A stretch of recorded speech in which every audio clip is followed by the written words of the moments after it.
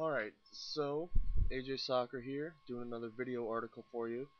I'm playing the Magic Online PTQ on the 25th. I'm playing Mythic Conscription, as you can see. Pretty standard list.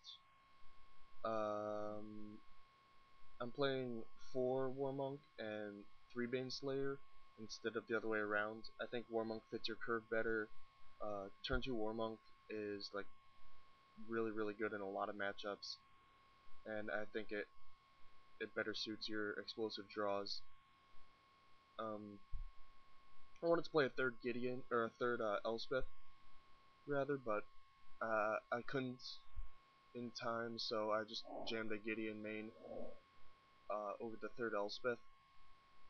Normally, if I had my way, I would have played both Gideons in the sideboard and only had 3 Limbalos, but not that big a deal.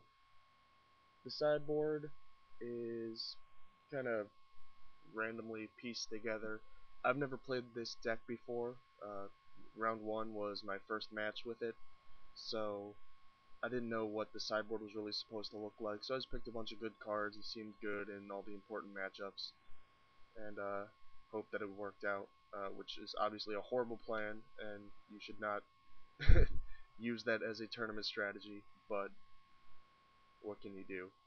So I wasn't originally going to do a video for this since M11 isn't online yet, but it doesn't actually change that much. Like Fauna Shaman and Primeval Titan are pretty important, but I mean the metagame is pretty similar, and you know the technical play aspect of these videos is what's really important. So yeah, I decided to make the video. Here I decided to mulligan this, just no action, does nothing. This hand's not that great, it's a little slow, but obviously better than going to 5 and better than the 7, so can't complain.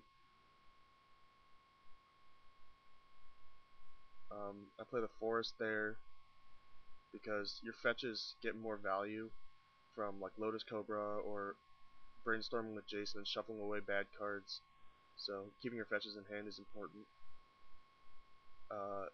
Looks like we're playing against Jund, so I'm going to up my Jace, but I'm going to do it targeting myself because I know what I need.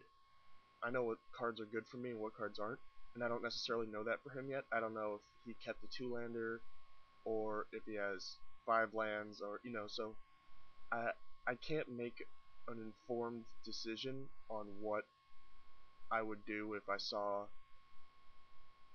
a middle of the road card. If I see a Bloodbraid Elf, I'm obviously shipping it, but what if I see, I don't know, a Verdant Catacombs, or like I have to let him keep that and maybe he needed that land drop, or what if I see, Terminate, maybe his hand's really slow and the removal's really good for him, or whatever. So I know what I need, and a Knight fits that bill. It's going to be a 4/4 thanks to this Verdant Catacombs, so it's going to dodge Bolt, so that's going to be really good for me.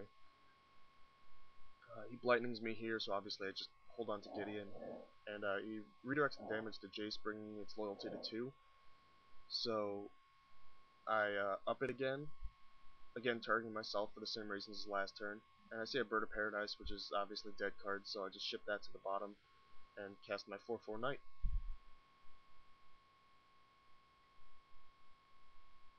Here's a good example of why the Cascade Lottery is dubbed as such.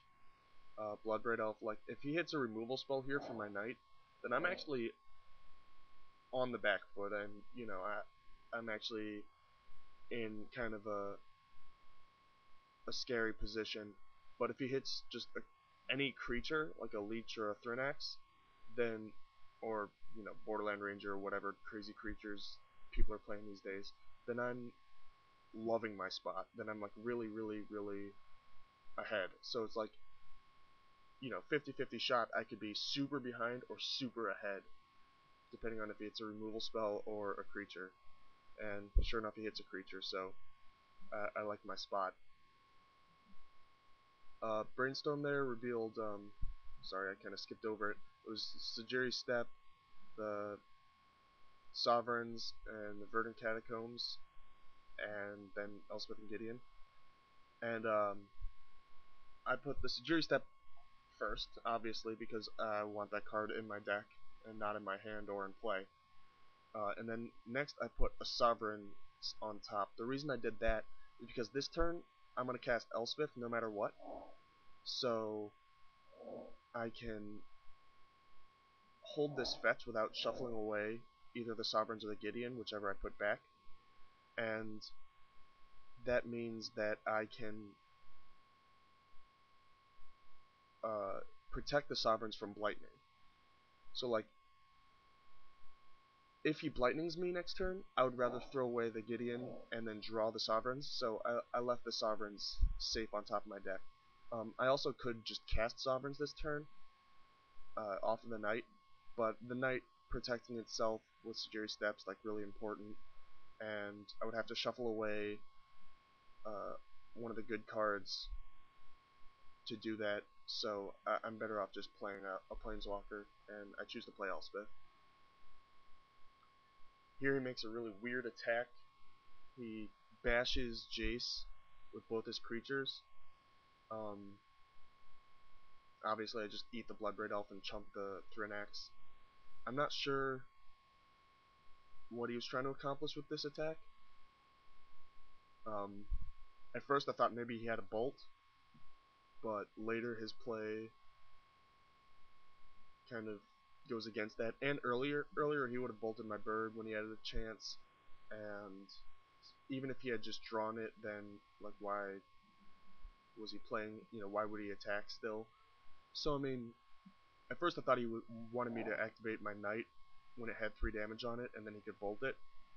So I didn't oblige, but thinking harder, it's actually pretty unlikely that he has a bolt, but it's still not worth risking the Knight. So I brainstorm, because if I hit an untapped land, I just cast Sovereigns. I hit both Sacher steps, which obviously I'm going to put back and shuffle away, and a Celestial Colonnade. So I play Gideon, and up it, and make a guy with Elspeth, and play the Colonnade. He Bit Blasts birds and hits some removal spell, Terminate for Knight, which then just protects itself with a Sacher step.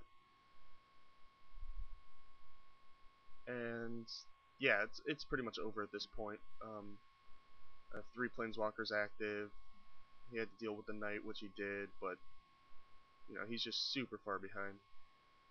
So I brainstorm and put 2 bad cards back and Sovereigns. Here I could jump the soldier before playing Sovereigns, so that if he has Bolt, he can't bolt the soldier in response to these triggers.